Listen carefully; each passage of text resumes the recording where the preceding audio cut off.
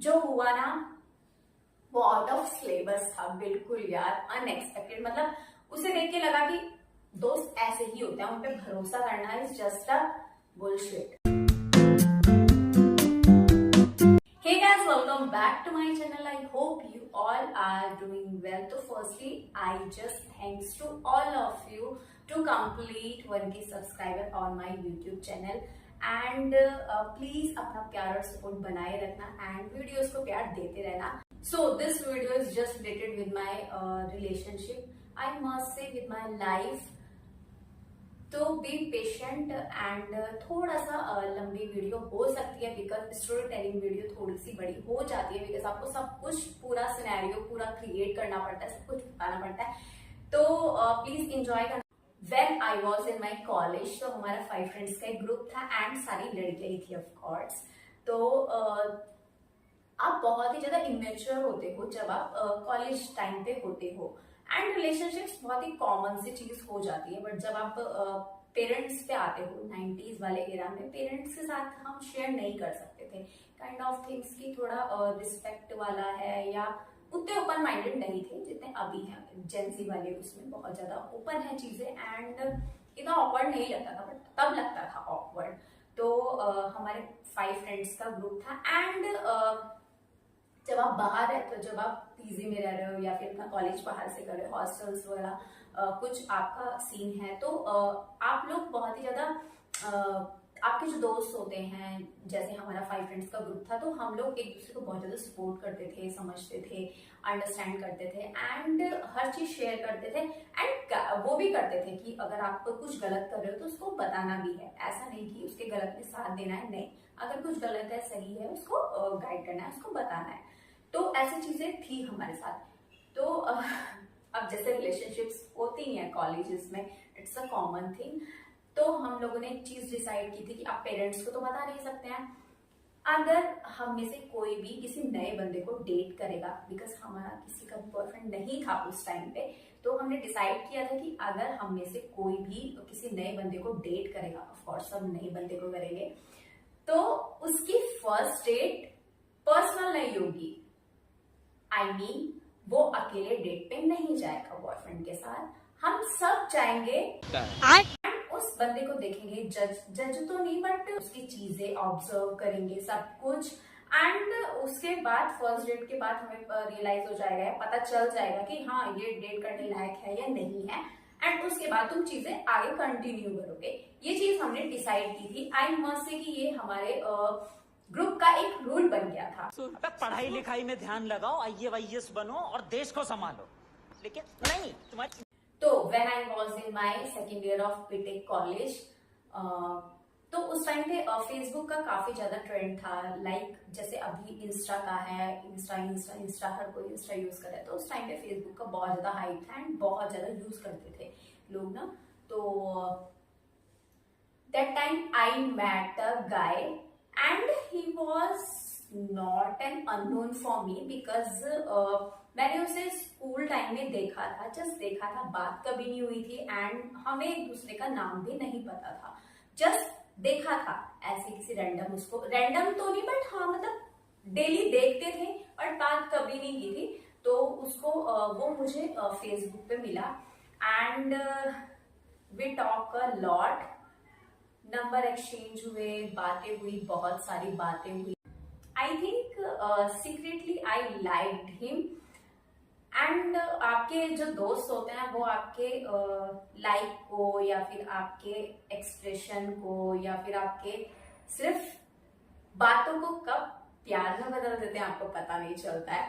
तो कुछ ऐसा ही हुआ मेरे साथ। लाइक तक ठीक था, आई liked him a lot but प्यार वाला कोई सीन नहीं था।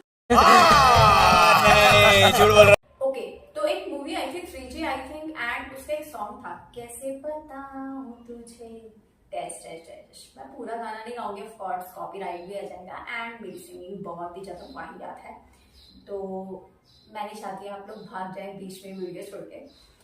तो ये सॉन्ग मैं उस टाइम पे बहुत ज्यादा सुनती थी। मुझे लगता है मेरा परसेप्शन है एक्चुअली कि हम किसी सॉन्ग के साथ जब कनेक्टेड होते हैं या तो उसका कुछ पार्ट अच्छा लगता है या फिर उसके साथ कोई मेमोरी हमारी कनेक्टेड होती है, ऐसा कुछ मुझे लगता है। तो इस सॉन्ग का एक लाइन है, तुझसे मोहब्बत हुई डैश डैश डैश, ऐसे करके एक लाइन है। वो लाइन मुझे बहुत ज्यादा अच्छी लगती थी, मतलब इतनी फैसिनेटिंग लगती थी ना, तो मैं बार बार रिपीट मोड पे सुनती रहती थी। तो मैंने इस लाइन को एज अ रिंगटोन यूज किया हुआ था अपने फोन पे उस टाइम पे। आज के टाइम में तो आई जस्ट हेट, मतलब मुझे फोन की जो नॉर्मल रिंगटोन होती है ना, उससे भी इरिटेशन हो जाती है। आई डोंट नो, मैं उस टाइम पे इतनी क्रीप और इतनी अजीब कैसे थी, अभी सोचती तो बहुत ही अजीब लगता है, बट था यार, क्या कर सकते हैं आप। तो मैंने इस सॉन्ग को एज अ रिंगटोन यूज किया हुआ था। तो स्टार्टिंग में हमने बहुत सारी बातें की, चैट होती थी, फोन होती थी, कॉल होती थी, and one day we decided to catch up. And हमारा फ्रेंड्स सर्कल का रूल था कि हम कभी भी फर्स्ट डेट पे कोई भी बंदा जाएगा तो वो प्रिवेसी वाला नहीं होगा, लाइक पर्सनल नहीं होगा, हम सब साथ जाएंगे। शाबाश बेटा, बहुत बढ़िया। सो मेरे माइंड में कहीं ना कहीं था कि मुझे ये वाला सॉन्ग एज अ रिंगटोन उसको सुनाना है, जस्ट मेरी फीलिंग्स को इनडायरेक्टली शेयर करना है। समझ आ जाए, समझने वाले को इशारा काफी होता है। तो अब अभी ये चीज सिर्फ मेरे माइंड में थी, मैंने अभी फ्रेंड्स को नहीं बताया था कि मैं ऐसा कुछ करने वाली हूँ एंड मैं ऐसा कुछ प्लान कर रही हूँ। ब्रो यू वेरी चालाक ब्रो। तो आई टोल्ड देम कि हम जब सब साथ बैठे हुए होंगे तो मेरा फोन टेबल पर रखा होगा एंड तुम में से एक बंदा मुझे कॉल करेगा तो बेल रिंग होगी, ऐसा कुछ प्लान था। एंड मैं प्रिटेंड करूंगी why are you calling me while I am in front of you, ऐसा मुझे प्रिटेंड करना था। एंड वो बोलती अरे गलती से लग गया। ये हमने प्लान किया था, बट जो हुआ ना वो आउट ऑफ सिलेबस था, बिल्कुल यार अनएक्सपेक्टेड। मतलब उसे देख के लगा कि दोस्त ऐसे ही होते हैं, उन पे भरोसा करना इज जस्ट अ बुलशिट। तुम पागल हो गए, तुम उन पे भरोसा कर रहे हो।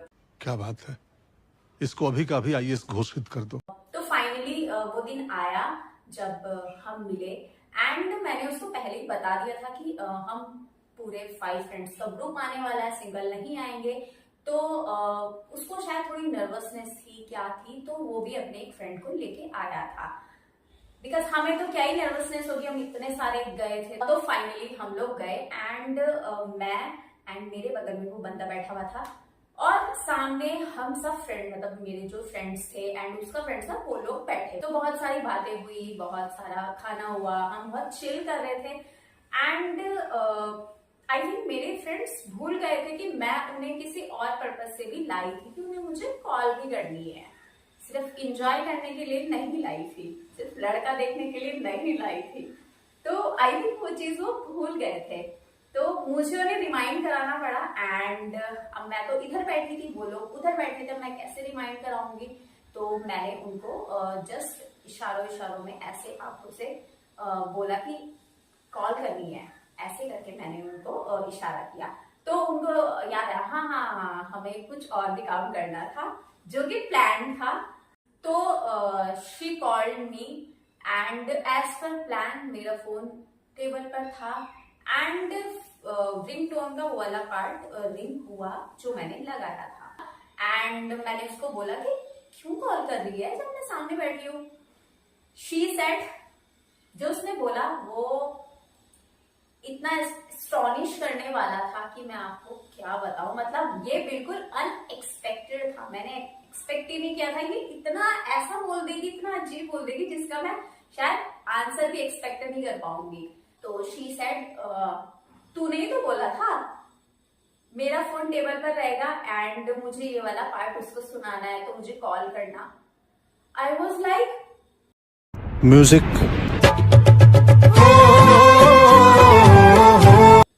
यार आई कांट एक्सप्लेन, इवन मैं वो मोमेंट अभी भी याद करती हूँ तो मैं एम्बैरस हो जाती हूँ कि मतलब यार, मतलब मैंने इतनी चीप हरकतें भी की है। एंड यार सब के सब हंस हंस के पागल हो गए थे उस टाइम पे कि हम कैसे हैं, मतलब मैं कैसी हूँ शायद एंड दोस्त कैसे होता है। ऐसे मुझे किसी ने ऐसा इम्बेरसमेंट फील नहीं कराया। सब बहुत चिल थे, सब बहुत कूल थे। इवन किसी की वजह से शायद मेरी जो फर्स्ट डेट थी बहुत ही ज्यादा मेमोरेबल बन गई थी, बट वो बहुत ही ज्यादा एम्बेरसिंग मोमेंट था मेरे लिए। हम आज भी उस मोमेंट को याद करते तो हम हंस हंस के पागल हो जाते हैं। मतलब इतनी हंसी शायद उस दिन नहीं आई थी जितनी आज भी आ जाती है हमें। तो मेमोरेबल था, बहुत ही फनी तो था, बट यार वो बहुत ही अनएक्सपेक्टेड था।